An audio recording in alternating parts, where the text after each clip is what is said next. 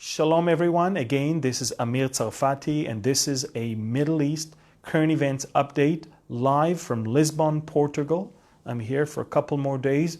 I'll be heading back home to celebrate my wife's birthday, and from there, a day later, head to my speaking tour in Japan, in Australia, and in New Zealand. So, what is it that we have to talk about? Oh my goodness, so many things. First of all, a funny thing. Let's start with some smile on our faces. An Iranian general said yesterday that Israel is stealing Iran's clouds, and that, therefore they suffer one of the most difficult droughts in the last 30 years. And literally, he said, Israel and another big country in the region, and we know he meant Saudi Arabia, that's their biggest ally, their biggest enemy, which is becoming our ally. And it's funny because, you know, we were given many different heroic, attributes, but we never ever we were never accused for stealing clouds from anyone. And it's so funny because even the meteorologists meteorologists in Iran said that that general, they don't even know what he's talking about. But he said that it's proved that all across the area, mountains above 2,200 meters receive snow, and Iran's mountains do not receive anything. He says, we've never had a drought where 98% of Iran doesn't get rain. And of course, this is the attempt to try and sell the Iranian people garbage and lies and deception, because the Iranian regime, instead of taking care of their own people and building desalination facilities and using ocean's water for drinking, instead of doing that, they take hundreds of millions of US dollars every single month and sponsor terrorists all around the region. That is exactly why the riots in Iran do not stop. They continue all around Iran. In some of the cities that are Sunni cities, they are more violent.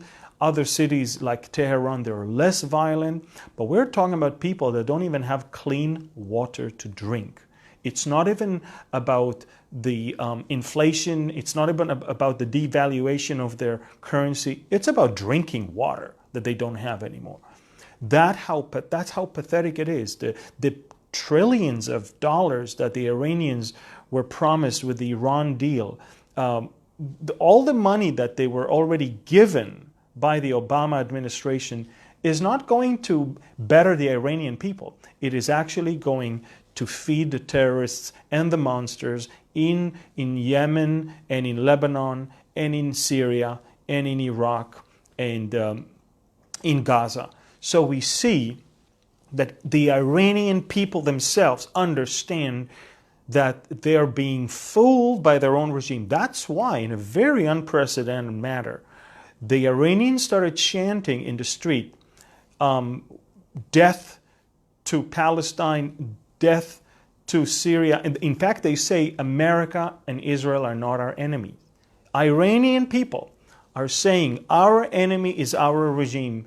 America is not our enemy. Israel is not our enemy. We see that, by the way. We started a Telegram. Telegram is another instant messaging app. We started a Telegram channel in Farsi, and the Iranians are, by the millions, are logging on to get information all the way from Israeli sources. They understand the Israeli sources will give them way more true and reliable information than their own government. This is pathetic if you really think about it. So what we're looking at right now is that the Iranians are not only being pressed by those the harshest sanctions ever from the American administration, and these things are causing the people of Iran to come out of their houses to the streets, but they're also being pressed by their own people. And you have to understand something. A regime that fears that he's about to be toppled by its own people will do whatever it takes to preserve itself. That is exactly what the North Koreans are doing, and that is exactly what the Iranians are doing right now. And in fact, what is going on in Tehran right now should tell the Bible-believing people all around the world how fast it is for Iran to say, okay, we're joining an alliance to attack Israel. You understand that right now they cannot attack us, at least not directly. They don't know how to. They cannot afford doing that. But when their back will be towards the wall and there's nothing for them to lose, then they will join the coalition of all those who suffer, such as Russia, that is suffering a tremendous economic recession, as well as Turkey, whose lira plunged dramatically. And so we're watching an interesting thing. Yes, it may be about religious matters, but in reality, the bottom line, the entire Ezekiel thing, as Ezekiel himself described, it's about financial gain. It's about spoils. It's about, survival for those countries. And so we're watching it, and it is quite amazing thing to watch, to see what the Iranians are doing. It's very interesting that the Iranian president was invited to a meeting with the Europeans and all those who sign on the Iran deal. And I can't understand why the Europeans invite him when they just arrested today an Iranian diplomat in Paris that was at the head of the ring of a terrorist group that was about to launch a terrorist attack in France. You can imagine the Iranians, they don't stop for a second. They plot. In fact, the head of the intelligence of Bavaria, one of the states in Germany, concluded that both Iran, North Korea, and Syria are out there to get nuclear weapon. They're not stopping for a second their efforts. This Iran deal is a bluff. It's a lie, just as I believe the North Korean one. I mean, I'm not living in denial. I understand that the Kim Jong-un not yet has given up his plans. I believe that he's still deceiving the world, and he might have to feel some of the fury and fire before he decides to abandon his plans. But one thing is for sure, Iran is still on the path. They reactivated one of their uranium enrichment facility already. We're watching it closely, and we see that they don't waste time. So in Iran, we have amazing riots across the country. The greatest drought in the last 30 years. They don't have rain. They have no water in the tap. And it's very, very interesting what's going on there right now. I wanted to continue also and tell you. So first of all, Israel is being accused for stealing Iran's cloud. So let's face it, we might be great. We might be very, very good in what we do, but we're not that good. We don't steal clouds from other countries that are 1,500 miles away from us. We might be very sophisticated, but we're not that sophisticated. So that's a nice joke, and I believe if you go to the Iranian, the Iranian online cyber world right now is full of jokes about that general. It's quite pathetic to see what they do. Now let's talk about something, unfortunately, more serious. The Russians are conducting heavy bombings in the city of Daraa in the southern part of Syria. Daraa is where all the entire civil war in Syria started almost more than 8 years ago. Daraa is where it started. It started all with a funeral that ended up with a bloodbath of the regime, and that caused everything. Now, I want you to understand that the Russians are afraid that the Iranians will take control of things and cause the Israelis to react, and then everything will go down south. So what the Russians are doing, they're saying, we will run the show. The Russians are bombing from the air, and Russian soldiers or commanders are running the show. They're not fighting, they're running the show as commanders on the ground. They are the ones who tell the Russians Air Force where to bomb, and then they sent the Shiite militias and Assad soldiers to go and fight. The militias are very, very poor in the way they fight. So are the Assad's soldiers. So on the ground, the rebels have some good success. However, the rebels are clueless as of what to do with the Russian heavy bombing. And those bombings, just so you understand, they have been killing civilians by the dozens. We're talking about more than 200 people that died over the last week. Just over the last 48 hours, 80 people died, of which 23 were children. Now I'm asking you, where is the UN Security Council? Where is the UN Human Rights Council? Where is the wall-to-wall condemnation of killing? When Israel killed 95% of Hamas terrorists, the world was saying that Israel is conducting a massacre in Gaza. And when the Russians are bombing villages and towns and they kill scores and dozens of innocent children, obviously they're not terrorists, you know that. No one says a word.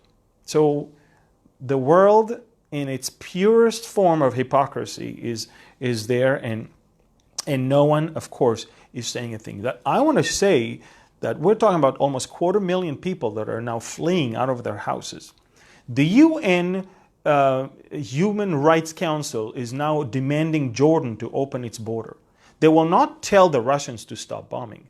They will not tell Assad to stop bombing. They will demand Jordan to open its borders. In fact, the Syrians are fleeing towards Israel. Israel said that we cannot open our borders because we understand that the terrorists may come. But Israel will gladly help in whatever we can.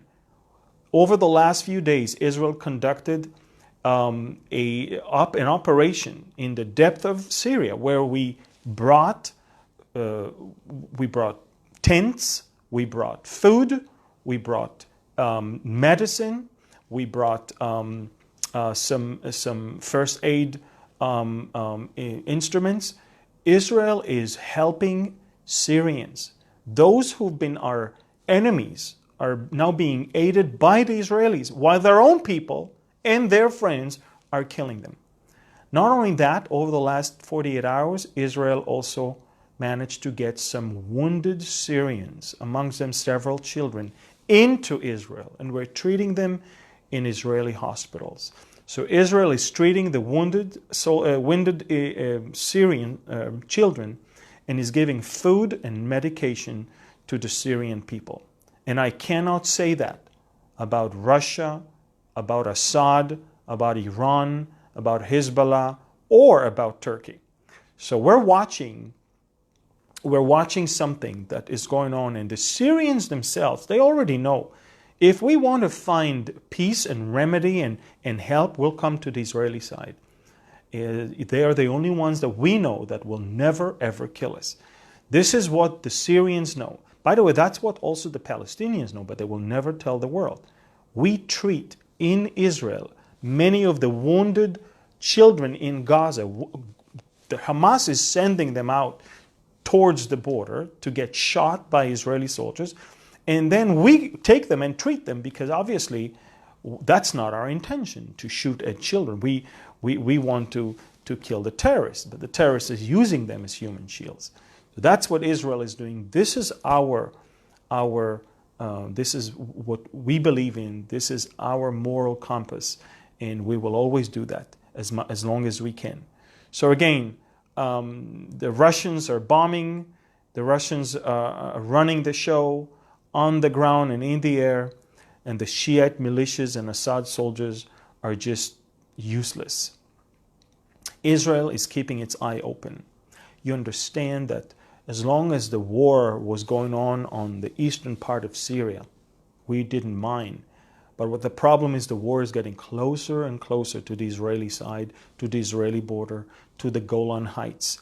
And this is where Israel is not going to allow neither an Iranian entrenchment nor a violation of Syria of the May 31st, 1974 disengagement agreement. This agreement is the last agreement Israel ever signed with Syria, territorial and military agreement. And the agreement limits the soldiers and the tanks and the artillery in certain areas around the border. And if Assad will take advantage of the situation, and if Assad is going to play games and move troops and artillery and tanks into areas where he's not allowed to according to the 1974 disengagement program or plan, then Israel will have to react. The Israelis already told both the Americans and the Russians that we will not tolerate a violation of the disengagement agreement. And we're in close contact with the Kremlin and with Washington. And it's very interesting. Israel is the only country in the world that both Russia and America are counting it, as of now, as close ally. The entire Russian command of the Russian army visited Tel Aviv not long ago to sit in. Let me even tell you more. And I know that to some of you it might sound very spooky, but there is a Russian officer in the Israeli headquarters of the army, and there is an Israeli one in the Russian headquarters in Moscow to be able to coordinate the Israeli actions in Syria. You must understand, Russia controls Syria today. And if Israel wants to hit the Iranians in Syria, we must make sure that the Russians will not interfere, interrupt. And so far it worked. And it worked because the Russians are in love with that collaboration. Make no mistake, the Russians are only taking care of their own interests. As of now, their interest is to keep the stability of Syria, and by doing so, they don't like the Iranian shenanigans, and they are allowing Israel to take care of Iran in Syria. The Russians are an ally of Iran when Iran stays in Iran. When Iran is in Syria, Iran poses a problem to the Russians. And as Prime Minister Netanyahu said in his latest interview, he said that for the Russians, the Iranians are a problem because they are a competition for the spoils of war. So Israel eyes, we do have problems on the Gaza border, by the way. They're sending kites and balloons. I mean, it's ridiculous.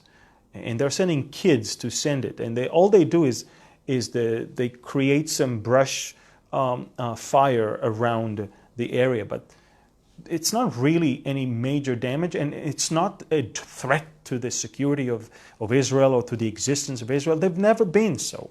That's why the real headache of Israel right now is on the northern border. And we also made it very clear to Iran and to the Hezbollah that if Iran is going to do something in Syria using Hezbollah, Israel will keep the right to attack Hezbollah in Lebanon. And Hezbollah, by the way, answered us that if we will attack Hezbollah in Lebanon, they reserve the right to attack us from Syria. This is exactly why we do not want Iranian entrenchment in Syria, because now we have the Iranian headache both in Lebanon and in Syria. Now, one more thing, and by the way, everything I mention, as you know, there is a biblical implication to it, because think about it. Although we always talk about the Ezekiel war, remember, for the Ezekiel war to take place, Damascus has to be destroyed, and that is Isaiah 17. And for Damascus to fall, then there has to be some sort of a threat coming from that area. And therefore I'm saying, we're watching what's going on in the north, we're watching Syria, because both the Iranians and the Hezbollah could take advantage of the situation and actually attack us from there.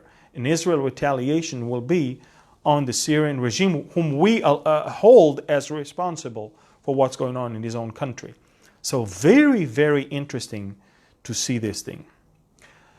Now, before I congratulate the Americans for their 242nd birthday tomorrow, I will tell you that the, the Israeli Prime Minister just today, I think, in an event, congratulated the American people for their embassy, for their anniversary, but also said that this is the first time since the America and Israel exist as sovereign countries. It's the first time that the American embassy in Jerusalem is receiving all the congratulations. This is historic. This is amazing. And I want to congratulate all my American friends. Happy 4th of July. Happy Independence Day to all of you. Okay, one more thing, couple more things. First of all, Prince William, as you know, visited Israel just a few days ago. And as he returned back home, he said he pledged to make peace in the Middle East his lifelong project after his historic 5-day trip to the region. Lifelong project. He vowed to not rest until he brings peace to the Middle East. Remember these words, because we're going to hear them coming more and more from young and charismatic European leaders. Now, he's not that young and charismatic in my eyes. And in fact, if you only saw what the Israelis said about how Britain, is so anti-Israel in the last few years in light of the growing Muslim population in it, and how Britain was anti the Jewish immigration in the 1930s into the land of Israel, you also need to know that at the same time, we are seeing how the trend is to bring a lasting peace to the Middle East. And remember that, because the Antichrist eventually will come as a man of peace who will introduce peace to the region. So that is, of course, that one. Now, I just congratulated the Americans for, of course, the 242nd birthday. And of course, I said that this is the first birthday that America has when Jerusalem is recognized by it as capital and the embassy is in Jerusalem. But we have some good news. It's not official yet, but apparently we're talking about the four countries, the Visegrad Quartet, Poland, the Czech Republic, Hungary, and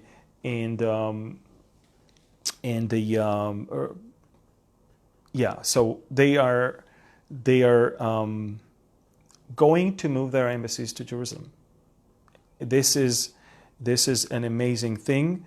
Again, this is the Visegrad group. You're talking about the Czech Republic, Hungary, Poland, and Slovakia. That's the fourth country. We're hearing from them after we resolved all of our problems with Poland about the Holocaust law that they soften now. We may see a move coming from the four of them together to move their embassies to Jerusalem in the very near future. And I'm talking about Poland, Slovakia, Hungary, and the Czech Republic. Ladies and gentlemen, this is an amazing move that is tearing the EU to pieces, because the official EU stand is that Jerusalem is not the capital of Israel. Jerusalem is the capital of both Israelis and the Palestinians, and it should be divided between the two countries in their mind. And we're watching something very different. This is why, ladies and gentlemen, we're watching the dismantling of the EU as it is right now. And that's why France is pushing and Germany is collaborating with an establishment of a new force of 10 countries only that will not only have their own leader, but will have also their own military force. Very interesting. Listen and remember Daniel's prophecy about the 10 horns and about out of them comes the Antichrist himself. And we're watching how the EU, as of now, is not going to last for too long. The immigration crisis is the thing that divides it completely. Jerusalem is now going to be back on the table as those 4 countries are soon moving their embassies to Jerusalem. These are exciting news. Another thing you may never heard in your news is that the Saudi Arabians decided last week that they had enough with Qatar. Qatar, that little peninsula not far from Saudi, bordering with Saudi, a very, very wealthy Sunni country, decided to switch sides. Qatar decided to move from being an ally and a friend of Saudi Arabia to supporting, listen to this, supporting Iran, Turkey, Russia, and the Islamic Brotherhood in Egypt and in Jordan, and of course in Gaza itself.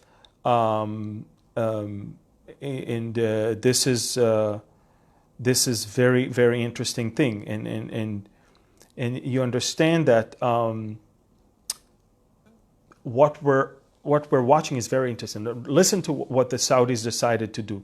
The Saudis decided, and of course, in the beginning, the world media thought it's a joke, but the Saudis decided to invest $750 million, and within 90 days to begin the work of a channel that will be in their territory, that will completely cut off the peninsula of Qatar from Saudi Arabia and create an island called Qatar.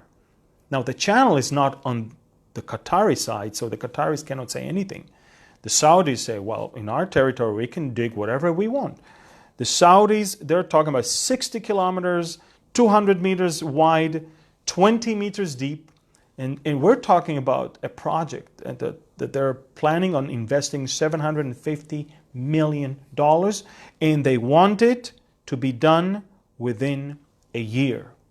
That's how angry they are with the Qataris. Ladies and gentlemen, this is unbelievable. And the more we hear, you see, now, after the Saudis and the Qataris were best friends and they know all the secrets of each other, now when they're not friends anymore, the Saudis are bringing all the dirty laundry outside. The Saudis are just telling us, they're telling us that the Qataris paid a lot of bribery, a lot of money under the table to FIFA, the football association, for the next World Cup games to be held in Qatar in 4 years. We're talking about hundreds of millions of dollars that were paid under the table to the leaders of FIFA. Oh, not only that, we know about the funding of U.S. Institutions, research institutions, the funding of those, and the payment to American politicians to stand right there at the head of those institutions once they retire. Ladies and gentlemen, Qatar bought governments, Qatar bought banks, hotels, Qatar bought FIFA, sport clubs all across the world, and the Saudis decided enough is enough. The Saudis have their own TV network, Al Arabiya. The Qataris have Al Jazeera. Al Jazeera is an amazing propaganda machine of the Qataris, and all they do is bashing the Saudis days and night. And the Saudis have had enough of that one. So we're watching some very interesting things that are happening on the other side. Now, since Qatar is helping Iran, and Iran is funding the Yemenites, and the Yemenites are attacking Saudi Arabia every day. By the way, today, a Saudi child got injured from a piece of a rocket that was flying from Yemen. The Yemenite Houthis are sending rockets towards Riyadh and towards other Jeddah and other Saudi cities almost on daily basis. Your news will never tell you that. The Saudis understand that the only people that will help them fight Iran are the Israelis. They understand that the former administration of America, as well as all of Europe, collaborated with Iran.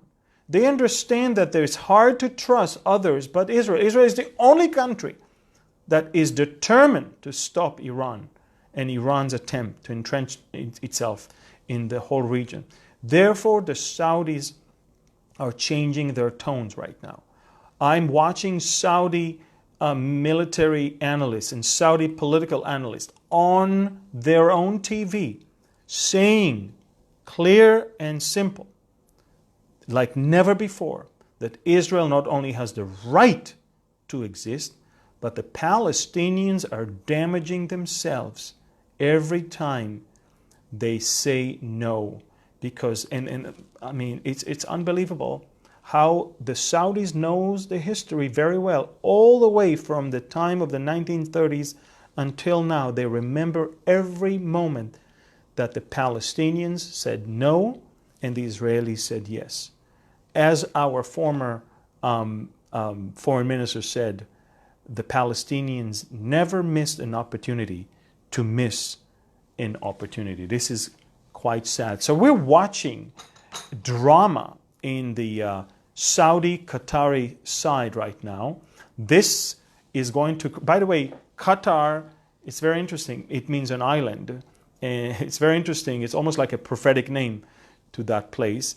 And so we're watching that going on. And speaking, by the way, of the Palestinians saying yes or saying no, we just found one more coin, a coin that is talking about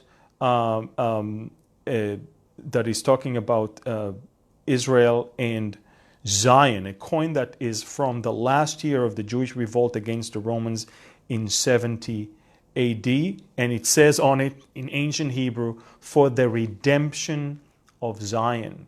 When was the last time you saw a Palestinian coin? When was the last time you saw for the redemption of Allah or Al-Aqsa or whatever? It's not there. It's baloney. It's a phony, it's a fake thing that the world has been feeding you for all those years, that there is a people called Palestinian, there was a land called Palestine. No such thing. The name Palestine was given to the region by Adrian Caesar, naming after the Philistines. It's nothing to do with Arabs or with Muslims. And if anything, I already quoted Nehemiah chapter 2 when it says that neither the Arabs nor all the other region have any rights, memorial, or heritage in Jerusalem. This is all baloney. When they see that serving their interests, suddenly they're super pro Jerusalem. But Jerusalem never ever meant anything to the Muslim leaders throughout the years. And nobody ever really lived here. They all lived elsewhere. Ladies and gentlemen, as I said, Jerusalem was, is, and will be the capital of Israel. And in fact, I'm working on a message now called, Who Did God Give Jerusalem To? And I know that a lot of you will probably automatically say, Israel.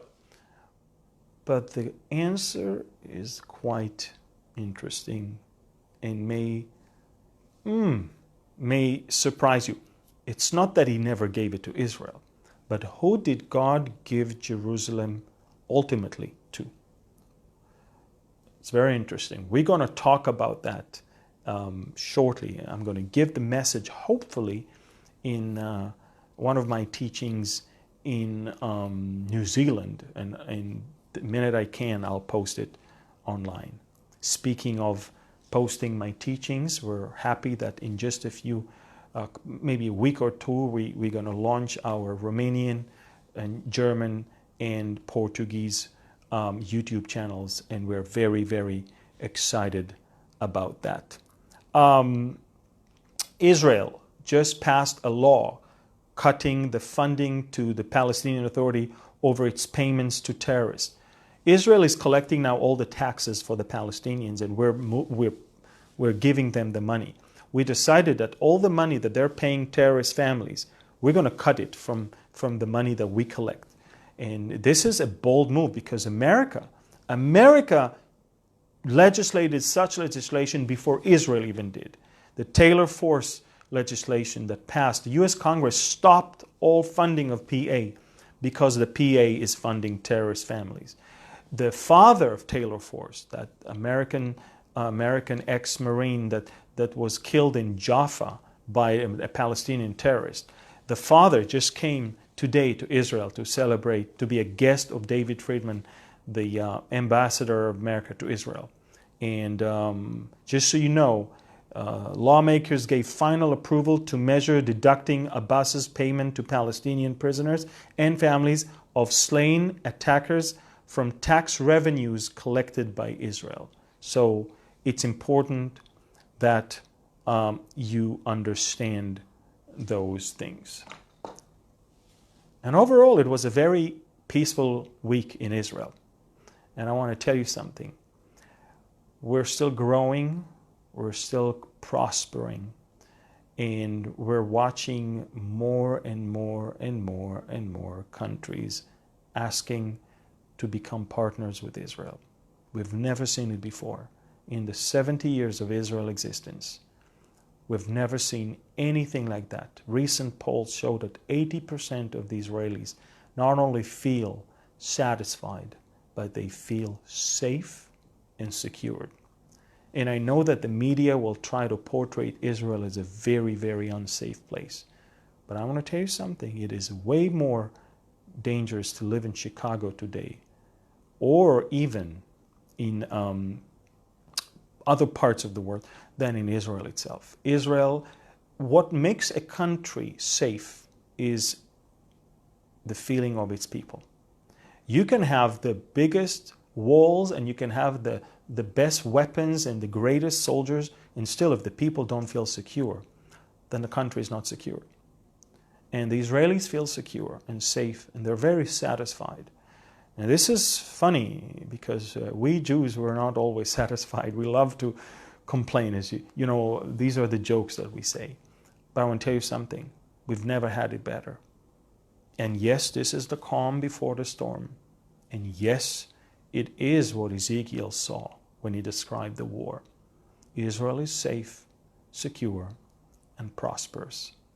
So I'd like you all to understand that we live in unbelievable times. And I want you to remember that. And I want you to get excited about it. And I want you to understand, folks, that these are amazing days. It is the last hour. And some people cannot hear me.